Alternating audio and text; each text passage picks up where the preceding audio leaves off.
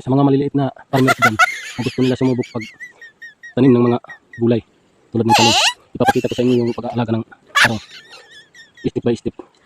Una, itong mga damo pupunin natin para ito magmalinis.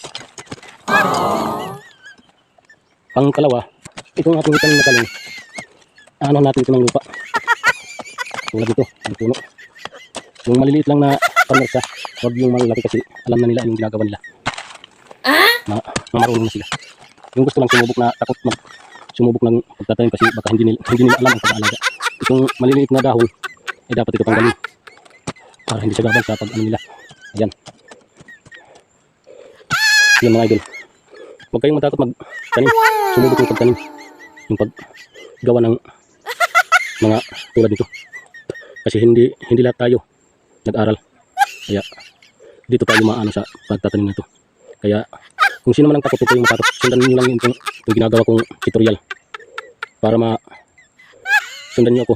I-follow, like, and share sa mga video ko at paki-comment na din kung natuto na kayong mag-alaga ng tanim. Yan lang.